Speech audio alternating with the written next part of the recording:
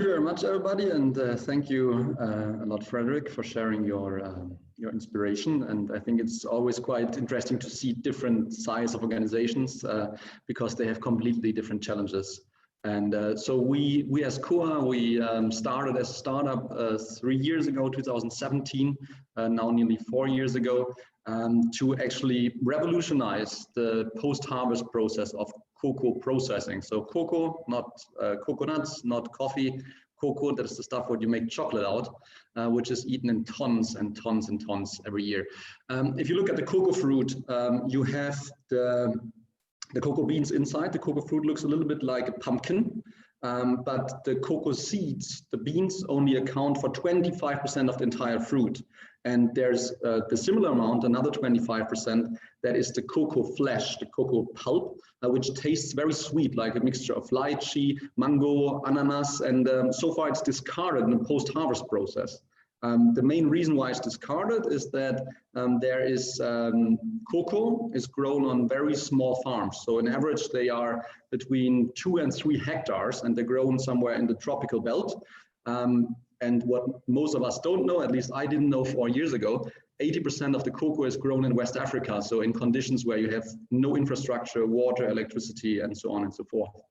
And what we have developed is a decentralized process how we can reinvent and completely change this post-harvest process of cocoa, working together with smallholder farmers in West Africa, and particularly Ghana.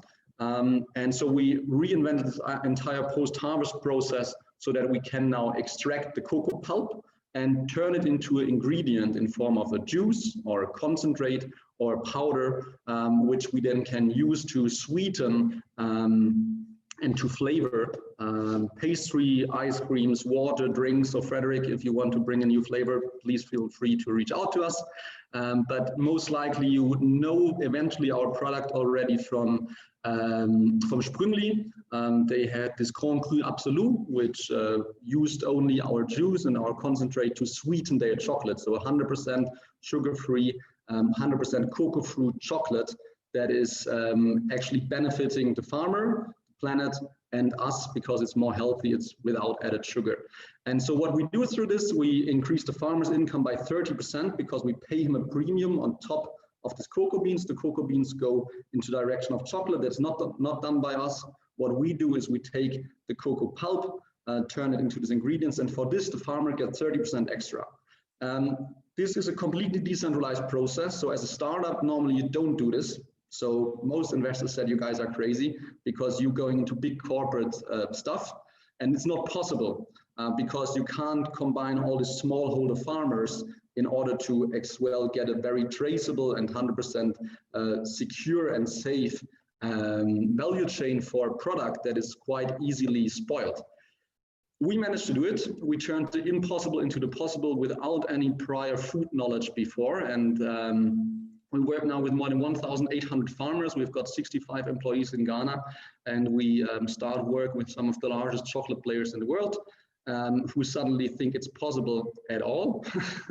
And we make a lot of noise there. And the main reason how we managed to get it done, and that's my key topic, which I want to bring over to you, is because we put a lot of emphasis on empowering the farmers, empowering our employees, because if you want to have a decentralized process, the farmer, the employee, everybody who's taking part of this value chain needs to play his role, and they need to play it well. And how this works is by empowering. Empowering means listening, asking their problems, how can we help them, and make them accountable for change.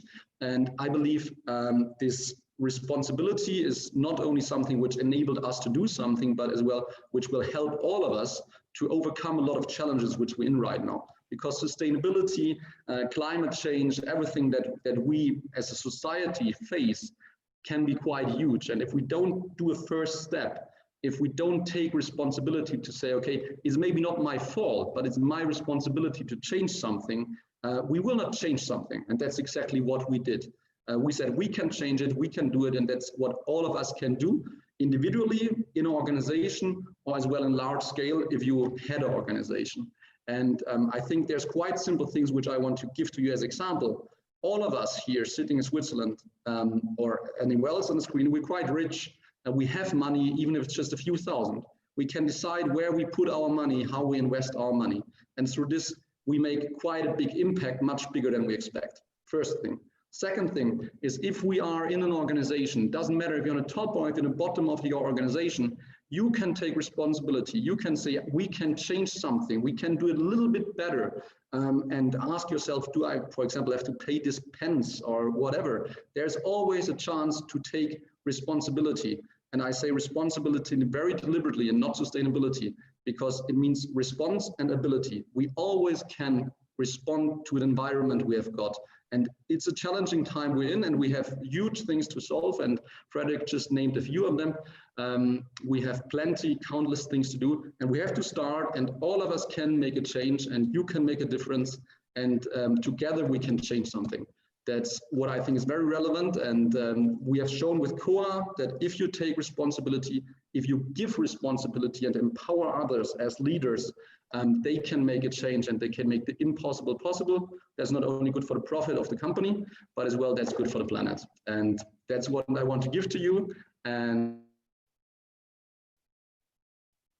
let's do it together. We can do this. Thank you.